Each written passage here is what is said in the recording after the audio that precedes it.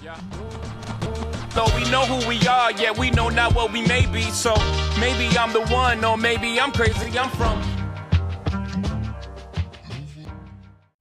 Welcome back to your No Malarkey Guide in Machine Learning. My name is Kalu. In this video, we're going to go ahead and now that we have our standard deviations, we're going to go ahead and find the correlation. So if you forgot, we are trying to solve our problem. Our dear grandma who lives in Ames, Iowa, she wants to sell her house, and we want to help her get the best prediction of what her house should be. And we want to predict her house based on two independent variables. We want to predict her. We want to help her get the best prediction of what the sales price of her house should be. And we want to predict the sales price using two independent variables. One, the area of her garage, and two, the general area, the ground living area of her total house, the total ground living area, as well as the area of just her garage. So in our previous video, we were following this formula to get the correlation. We need to get the correlation because we need to get the coefficients for our best line fit model, for our best fit in line.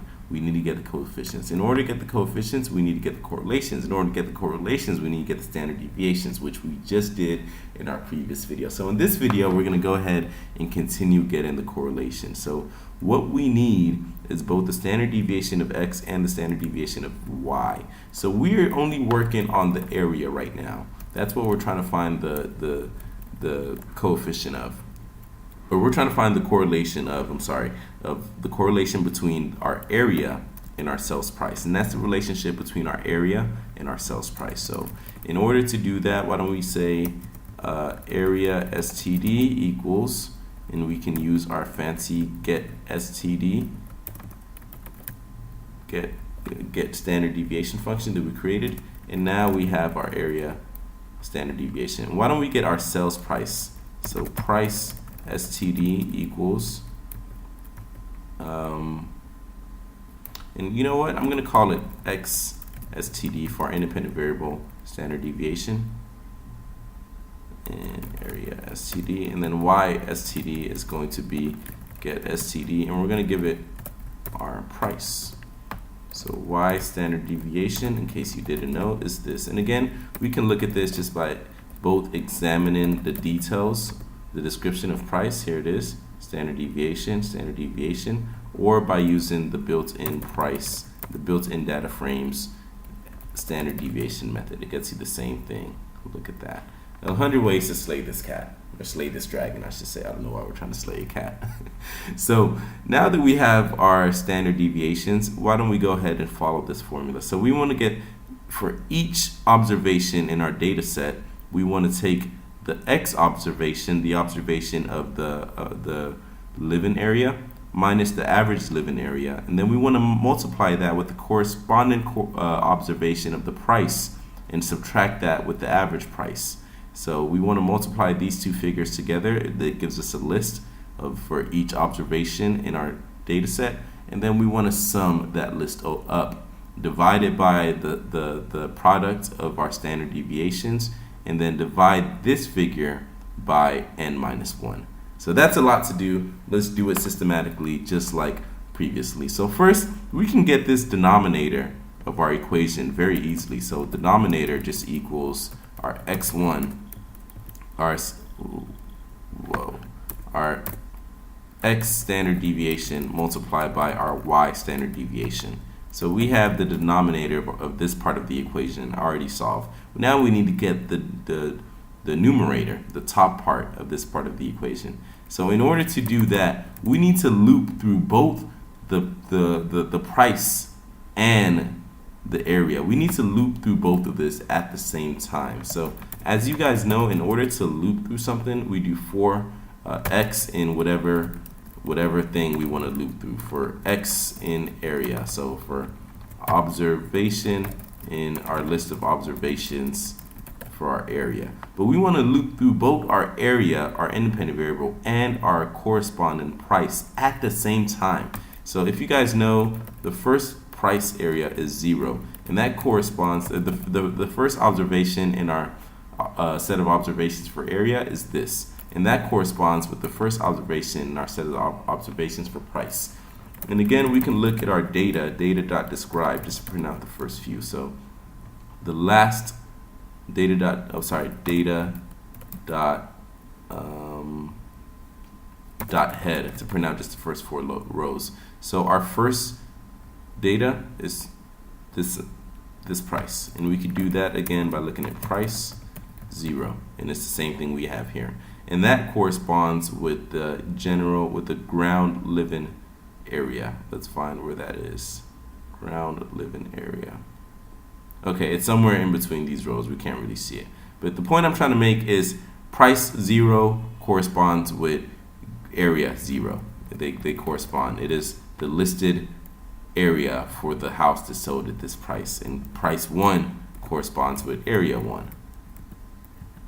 Price 1 and area 1 go to each other. It's all one column, and they go with each other.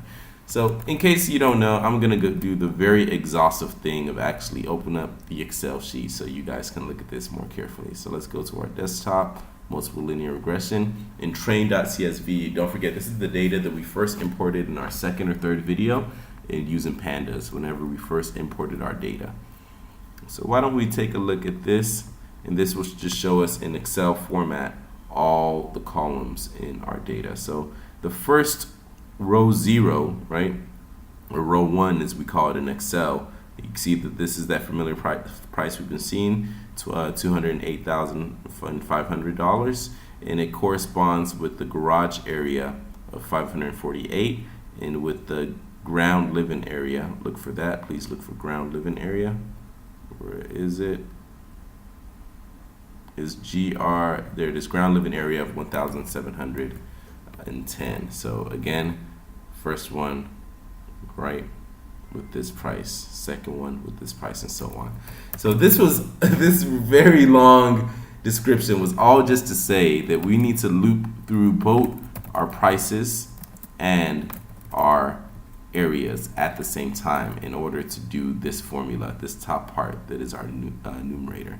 So why don't we get our error products, right?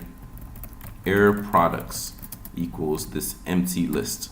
So error products, say, and in order to loop through two lists at once, we use what's called zip, and I'll show you how it works. So for error area comma price in zip, let's say for let's say A for area and P for price, in zip area price, and that should be areas and price, really, that's what they are. So for A, P in zip area price, 1, 2, 3, 4, we want to take that observation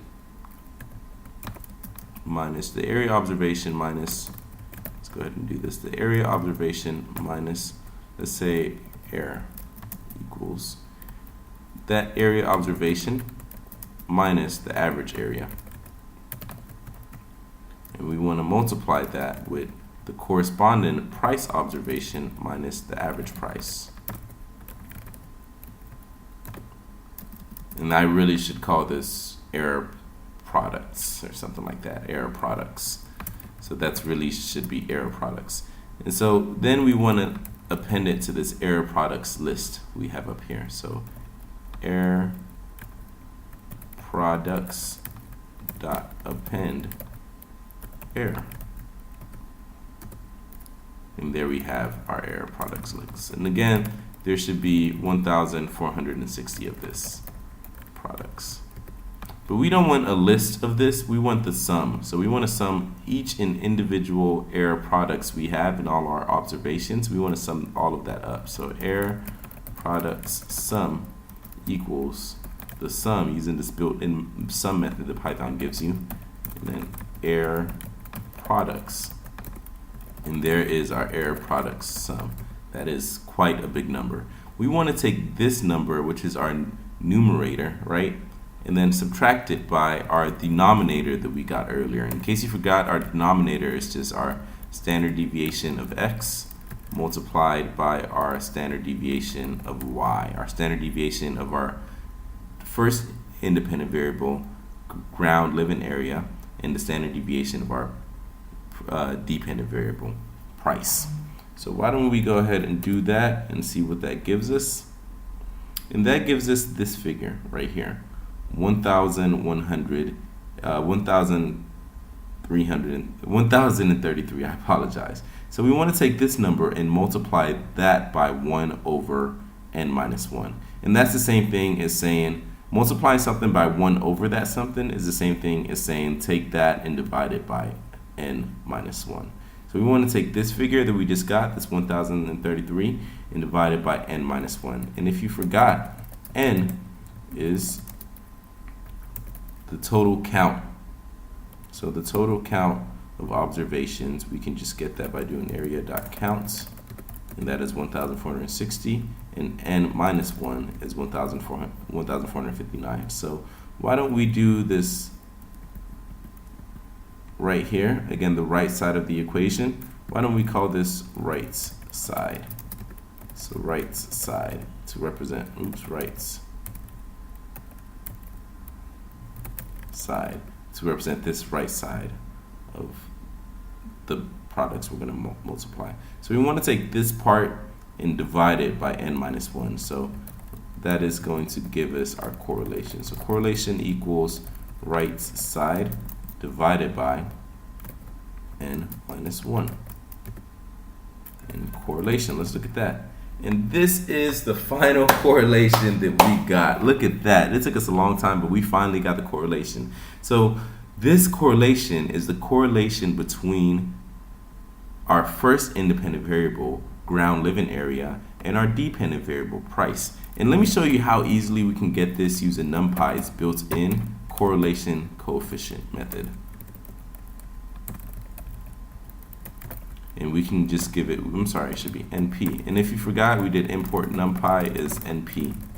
NumPy is NP. So now that we have NP, we can do this correlation coefficient method, and we can pass it any two data sets, any two set of observations we want to find the correlation for. So let's pass it our areas and our prices, and it'll print out 7. Look at this. It gets the exact same thing that we get. We were able to by hand manually figure out our correlation. We could have done all that calculation by just using this method right here. It's so easy with NumPy, but I want to show you guys how to manually do it so you get more of an intuitive feeling for what's going on under the hood and the magic of these Python libraries.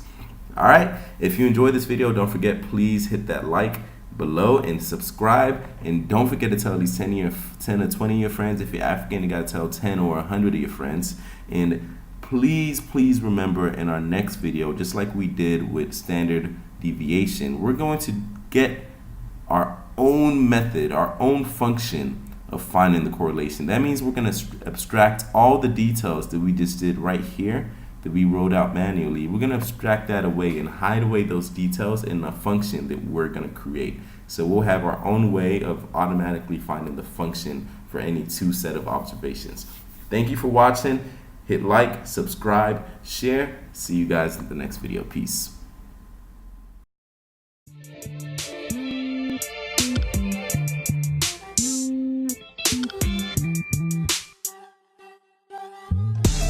Financial freedom, my only hope.